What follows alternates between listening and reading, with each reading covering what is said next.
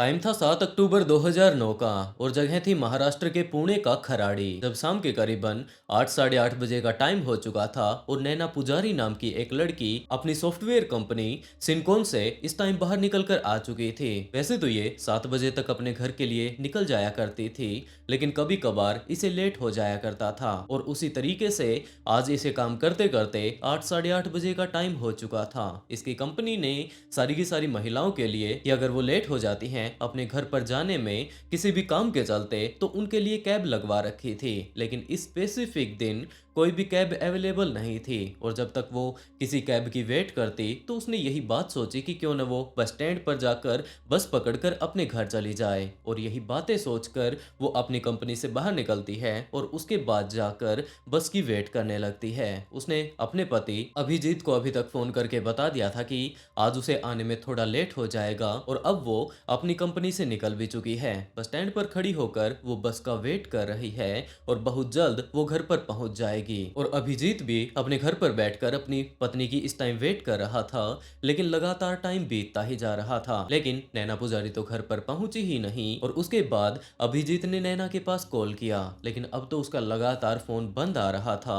उसे कोई अंदाजा नहीं कि अभी तो कुछ एक देर पहले तो उसने अपनी पत्नी से बातें की थी, ना तो वो घर पर आई और ना ही वो अपना फोन उठा रही है। और दूसरी तरफ इसका तो फोन अब लगातार बंद आ रहा है। का क्या कारण है उसे कोई अंदाजा नहीं था। उसे पहले तो ये बात लगी कि हो सकता है उसके फोन में चार्जिंग कम होगी और अब उसका फोन बंद हो चुका है और बहुत जल्द उसकी पत्नी घर पर आ जाएगी। लेकिन 8:30 बज चुके थे, 9 बज चुके थे, 9:30 बज चुके थे, उसे अभी भी कोई अंदाजा ही नहीं था कि उसकी पत्नी अभी तक घर पर क्यों नहीं आई है। उसे यही अंदाजा था कि जरूर उसे बीच में कोई ना कोई दिक्कत हो गई होगी और हो सकता है उसी के चलते वो वहां पर आसपास में उनके जो भी जान पहचान के लोग हैं हो सकता है उनके पास चली गई हो। तो इस शहर में, इस एरिया में जितने भी उसके जान पहचान के यार रिश्तेदार थे उसने उनके पास कॉल करना शुरू किया, लेकिन सभी लोगों ने इस बात से मना कर दिया कि नैना तो यहाँ पर आई ही नहीं। और कुछ ही देर बाद वो लोग भी दोबारा से अभिजीत के पास ही कॉल करके पूछने लगते हैं कि भाई नैना घर पर वापस आई या नहीं, लेकिन अभी तक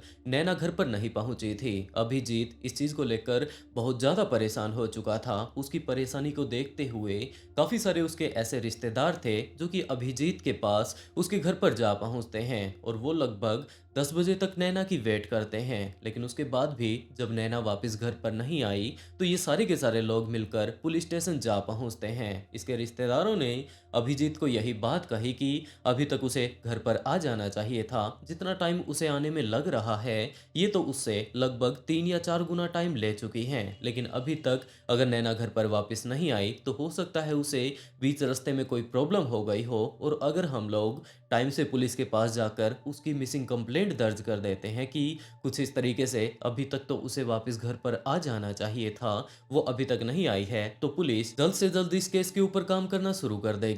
तो वो यही बात सोचकर पुलिस के पास जा पहुंचते हैं। अभिजीत ने अपनी पत्नी का फोटो पुलिस ऑफिसर्स को देते हुए पूरी की पूरी घटना के बारे में बताया कि जनाब आखिरी टाइम में उनका कुछ इस तरीके से मेरे पास फोन आया था, उसे मेरे पास आ जाना चाहिए था, लेकिन अभी तक वो नहीं आई। पुलिस ने नैना पुजारी की मिसिंग कंप्लेंट दर्ज कर ली और उसके बाद वो लोग उसे ढूंढने लगते हैं। लेकिन अब रात का टाइम था, पुलिस जहां जहां पर भी जाकर उसकी पूछताछ कर सकते थे कि वो लड़की गई तो गई कहां पर, उन सारी ही जगहों पर जाकर पुलिस ने पूछताछ कर ली थी। आखिर में पुलिस उसकी कंपनी में भी जा पहुंचती है, लेकिन कंपनी वालों का भी यही कहना था कि सर वो तो लगभग 8 बजे के आसपास यहाँ से निकल चुकी थी। पुलिस ने उन सारी की सारी जगहों को छान मारा जहां पर कि वो लोग उनकी तहकीकात कर सकते थे और अब तो यही अंदाजा लगाया जा रहा था कि जरूर उनका किसी ने किडनैप कर लिया होगा। नैना पुजारी को गुम हुए सिर्फ 2 ही दिन बीते थे कि 9 अक्टूबर को एक व्यक्ति ने पुलिस के पास कॉल किया और पुलिस को ये बात बताई कि राजगुरु नगर के पास जो वन विभाग है वहां पर जो काफी लंबा चौड़ा एक वीरान इलाका है, वहां पर एक गंदे नाले में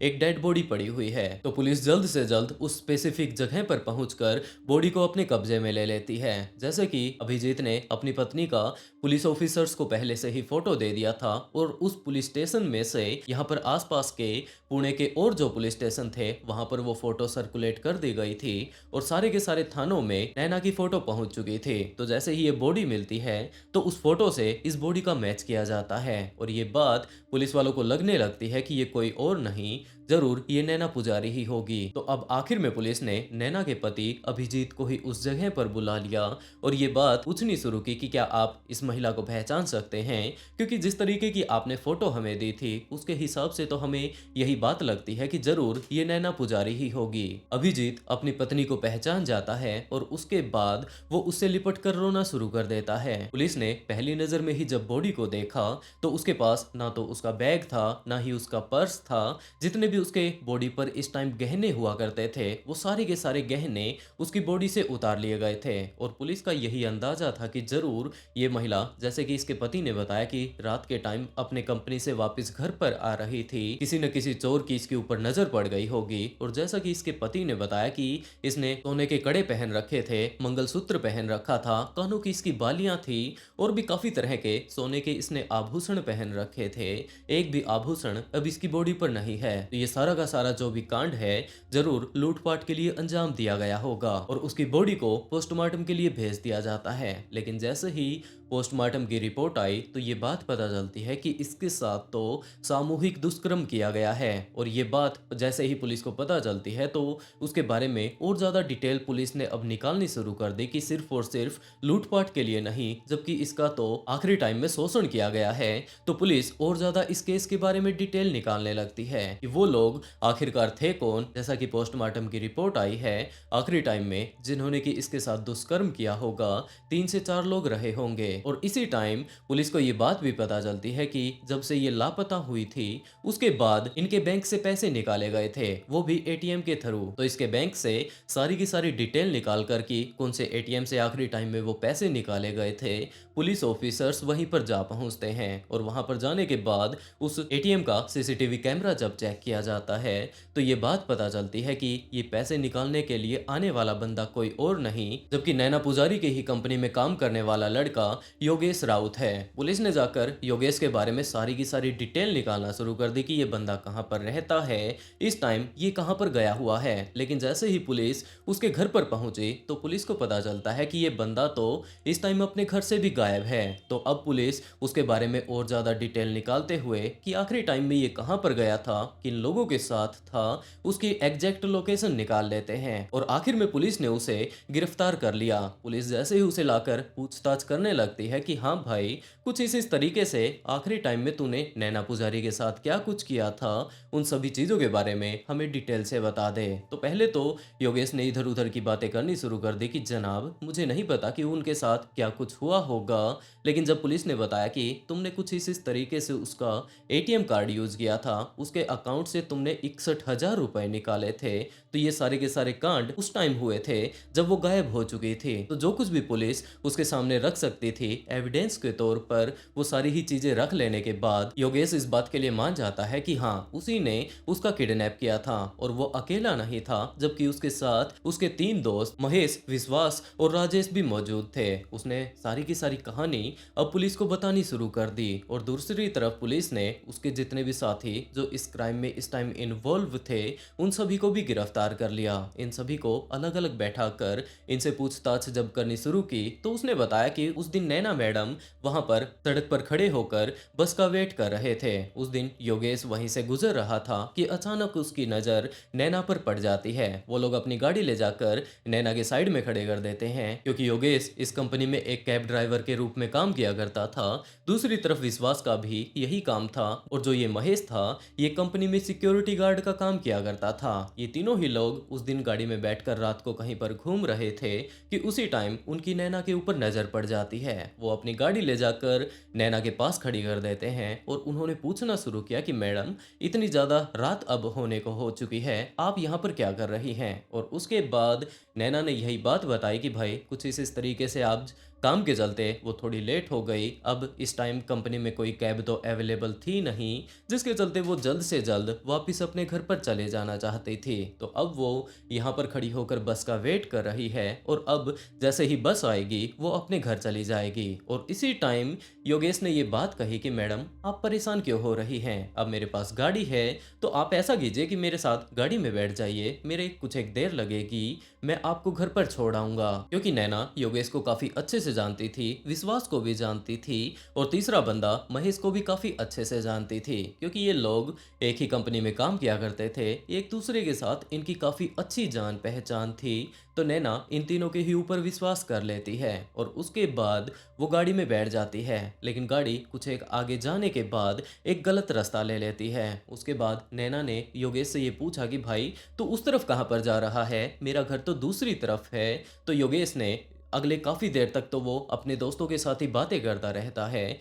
पूरे तरीके से वो नैना की बातों को इग्नोर करता है और कुछ ही देर बाद वो नैना के ऊपर भी ध्यान देता है और ये बात कहने लगता है कि मैडम, मेरा एक दोस्त बीच रास्ते में ही वेट कर रहा है मैं उसे उठाने के लिए आया था। वो तो आप बीच रास्ते में मुझे मिल गए, जिसके चलते मैंने आपको भी बैठा लिया। आप चिंता बिल्कुल भी मत करें, मेरा जो वो दोस्त है वो भी आपके घर की तरफ ही जाने वाला है। तो अगर आपको कोई ऐतराज ना हो तो मैं चलता हुआ उसे बैठा लूंगा और उसके बाद पहले आपको उतार दूंगा और आगे जहाँ पर हम लोग जाने वाले हैं, मैं उस दोस्त को छोड़ने के लिए जाने वाला हूँ, उसको मैं छोड़ आऊंगा। नैना पुजारी योगेश के ऊपर काफी अच्छे से विश्वास किया करती थी, क्योंकि ये सारे के सारे लोग इस टाइम बिल्कुल एक कोलेग जैसे थे। तो नैना अब ज्यादा उसके साथ बहस नहीं करती है और वो यही बात कहती है कि उस बंदे को भी हो सकता है अब कहीं पर जाना होगा तो वो उसे भी छोड़ देगा। और यही बात बोलकर वो लोग राजेश चौधरी के पास जा पहुंचते हैं। राजेश चौधरी आकर अब इस गाड़ी में बैठ चुका था और उसके बाद तो ये लोग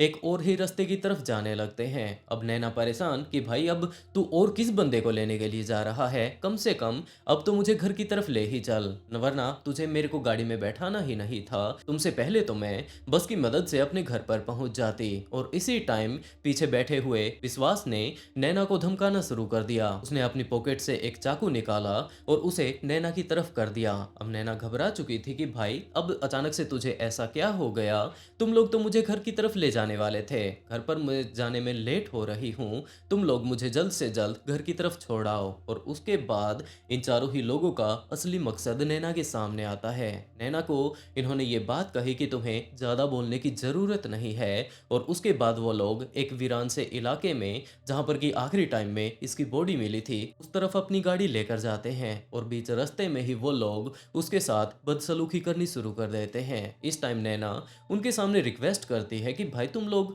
ऐसा कैसे कर सकते हो, हम लोग एक साथ ही काम करते हैं, एक दूसरे के ऊपर हम लोग कितना ज्यादा विश्वास करते हैं, अपने जान पहचान के लोगों के साथ ही तुम लोग ऐसा करोगे तो तुम्हारे ऊपर विश्वास कौन करेगा, तुम्हें ऐसा नहीं करना चाहिए। वो उनके सामने लगातार रिक्वेस्ट करती जा रही थी, लेकिन उन्होंने उसकी एक भी नहीं सुनी और उसके बाद एक एक करके उन्होंने उसके साथ दरिंदगी करनी शुरू कर दी। अब नैना हाथ जोड़कर उनसे माफी मांग रही थी कि भाई मुझसे अगर कोई गलती हो गई हो तो तुम मुझे माफ कर दो और मेरा पीछा तुम लोग छोड़ दो, मैं आराम से अपने आप वापस घर पर चली जाऊंगी, तुम्हारे बारे में किसी को कुछ बताऊंगी भी नहीं, बस तुम लोग मुझे यूं का यूं छोड़ दो। लेकिन उन लोगों ने अपने साथ काम करने वाली अकेली महिला के ऊपर थोड़ा सा भी तरस नहीं खाया और वो लोग लगातार अगली काफी देर तक उसके साथ यूं ही दरिंदगी करते रहते हैं। और इसी बीच योगेश ने नैना का एटीएम कार्ड मांग लिया। नैना ने अपना एटीएम कार्ड इसके साथ साथ उसका पिन भी दे दिया कि भाई तुम्हें जितना पैसा निकालना है निकाल लो, मेरे पास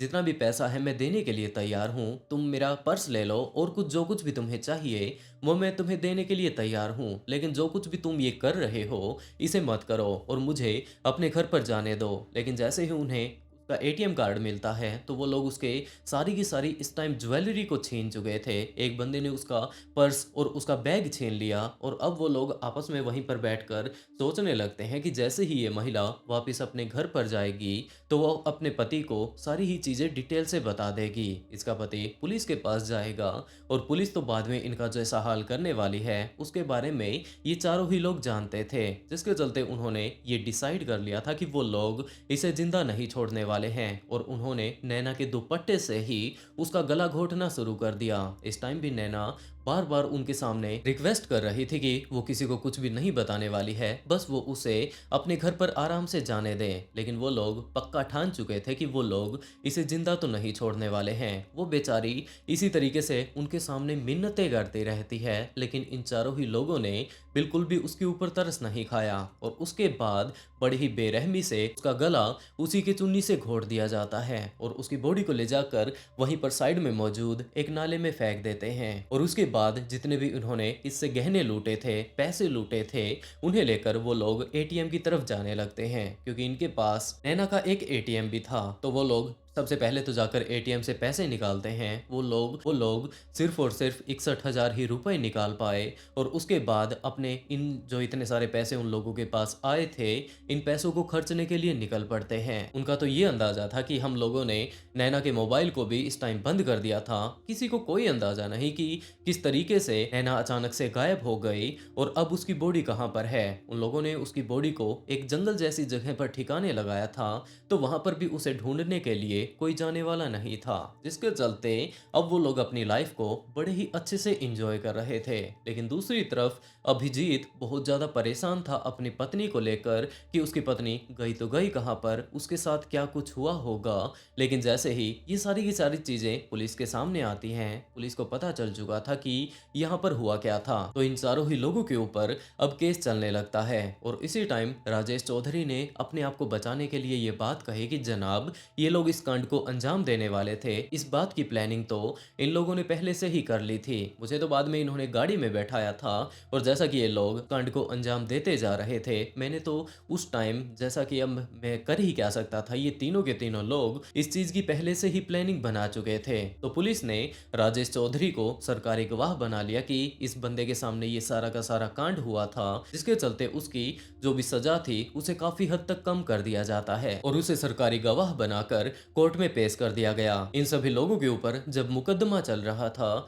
तो एक टाइम ऐसा भी आया जब योगेश ने ये बात कही कि भाई, मेरे शरीर में कुछ ना कुछ खुजली चल रही है, इन्हें पूरे तरीके से सजा नहीं मिली थी। ये सारा ही केस प्रोसेसिंग में चल रहा था कि इसी टाइम योगेश ने अपने जेलर से ये बात कही कि उसके पूरे के पूरे शरीर में खुजली इस टाइम हो रही है, वो उस खुजली को कंट्रोल नहीं कर पा रहा है। तो जेलर ने उसे ले जाकर जो जेल का डॉक्टर था उसे दिखा दिया, लेकिन उसके बाद भी योगेश को कोई भी फर्क नजर नहीं आ रहा था, जिसके चलते अब उसे 2 कांस्टेबल्स के साथ शहर के सिविल अस्पताल में भेज दिया जाता है। और वहां पर जब उसका इलाज चल रहा था तो इसी टाइम उससे मिलने के लिए उसका भाई आता है और उसके भाई ने उसे 4,000 रुपए दे दिए। योगेश ने ये बात कही दोनों ही कांस्टेबल्स को कि वो बाथरूम जाना चाहता है और जैसे ही वो हॉस्पिटल के टॉयलेट में घुसता है तो वहां से खिड़की से वो बाहर की तरफ कूदकर वहां से फरार होने की कोशिश करता है। इस टाइम वो हॉस्पिटल से बाहर आ चुका था और वहां पर आते ही उसने एक ऑटो पकड़ा। जैसा कि इसका भाई इसे इस टाइम 4,000 रुपए देकर जा चुका था, वो तुरंत ऑटो की मदद से रेलवे स्टेशन जाता है और उसके बाद वहां से गुजरात चला जाता है। लेकिन वहां पर रहकर उसे भी कोई भी काम धंधा नहीं मिल रहा था उसे अपनी जिंदगी जीने के लिए, क्योंकि हर रोज उसके पैसे खत्म होते जा रहे थे। वो काम धंधे की तलाश में कुछ एक दिन गुजरात रहने के बाद वापस दिल्ली आ जाता है और यहाँ पर आने के बाद तो उसके पैसे पूरे तरीके से खत्म हो चुके थे। अब यहाँ पर इसकी कोई जान पहचान नहीं थी तो उसे कोई काम धंधा भी नहीं दे रहा था और अभी उसके दिमाग में ये बात आती है कि क्यों न वो अमृतसर चला जाए, क्योंकि वहाँ पर काफ़ी सारे ऐसे गुरुद्वारे हैं जहाँ पर कि लंगर चलता रहता है और कम से कम उसके जो ये पैसे वाली दिक्कत है, खाने वाली दिक्कत है, ये तो दूर हो ही जाएगी। तो वो अमृतसर में जाकर अपना काफ़ी सारा टाइम बिताता है और वहीं पर ऐसे काफ़ी सारे लोगों के साथ उसकी मुलाकात हो जाती है जो कि यूपी से अमृतसर काम की तलाश में गए हुए थे। वो उनके साथ ज़्यादातर टाइम बिताता। सांझ सुबह जब भी उसे भूख लगती तो वो जाकर किसी न किसी गुरुद्वारे में खाना खाने के लिए पहुंच जाया करता था और इसी तरीके से आपस में लोगों के साथ जान पहचान बनाते बनाते उसे एक होटल में नौकरी मिल जाती है। अब उसके पास जो पैसे की दिक्कत चला करती थी, अब वो उसकी थोड़ी दिक्कत दूर हो गई और अभी उसे याद आने लगता है कि उसकी तो इस टाइम शादी हो चुकी थी। उसकी पत्नी के साथ काफ़ी अच्छे से वो टाइम बिता रहा था। उसने बेवजह ही ये पंगा मोल ले लिया, तो अब उसे अपनी पत्नी की तो याद आ ही रही थी। वो वापस से कुछ एक दिनों के लिए पुणे आ पहुंचता है। यहाँ पर आकर अपनी पत्नी से मिलता है। अपनी पत्नी से मिल लेने के बाद कुछ एक टाइम उसने अपनी पत्नी के साथ बिताया, अपने काम पर लौट जाता है। अब तो उसका फिक्स हो चुका था कि उसे जाकर गुरुद्वारे में खाना खाना है। जितना भी पैसा वो कमा लिया करता था उनमें से थोड़ा सा पैसा अपनी पत्नी को भेजना है। बीच बीच में अपनी पत्नी से भी मिलने के लिए वो आता रहा करता था। एक बार उसके पत्नी ने ये बात कही कि वो उसके साथ शिरडी जाना चाहती है, तो योगेश इस चीज के लिए भी तैयार और वो अपनी पत्नी को लेकर शिरडी ही पहुंच जाता है। लेकिन जैसे ही वो वापस आया तभी पुलिस को पता चलता है कि इस टाइम योगेश केस, जो कि पिछले लगभग 2 साल से गायब चल रहा था, अब लगभग कुछ एक दिनों पहले ही अपनी पत्नी से मिलकर गया है। तो अब पुलिस ने उसके लिए ट्रैप बनाना शुरू कर दिया कि अगली बार जब ये अपनी पत्नी से मिलने के लिए वापस आएगा तो इसे पकड़ लिया जाएगा। और ये ट्रैप पुलिस का काम भी आता है, क्योंकि अगली बार योगेश जैसे ही अपनी पत्नी से मिलने के लिए घर पर पहुंचता है तो उससे पहले ही पुलिस के द्वारा उसे गिरफ्तार कर लिया जाता है। अब उसे फरार चलते हुए लगभग 2 साल हो चुके थे, और जैसे ही वो पुलिस के दोबारा से हिरासत में आता है तो पुलिस ने वो पुराना जो केस इस टाइम बंद पड़ चुका था, क्योंकि इनका एक जो मुलजिम भाग चुका था, बाकी बचे हुए मुलजिम को वो लोग सजा नहीं दे सकते थे। तो अब इन तीनों के ही ऊपर केस चलने लगता है, क्योंकि राजेश को तो उस टाइम सरकारी गवाह बना लिया गया था और उसे इस केस से बरी कर दिया जाता है। जज के सामने ये सारे के सारे फैक्ट रखे जाते हैं कि जनाब वो लोग कोई नॉर्मल बंदे नहीं थे, या फिर नैना पुजारी जाकर उनकी गाड़ी में नॉर्मली नहीं बैठ गई थी, जबकि वो उन्हें काफी अच्छे से जानती थी। और इन लोगों ने असल में अगर देखा जाए तो विश्वासघात किया है। इन्होंने उनका विश्वास तोड़ा है, उनके साथ विश्वासघात किया है। अगर ये उनके जान पहचान के ना होते तो ये कभी भी उनकी गाड़ी में ना बैठते। तो आप इन्हें सख्त से सख्त सजा दीजिए। और जज ने जब इस पूरे के पूरे केस को सुन लिया था तो आखिर में इन तीनों को ही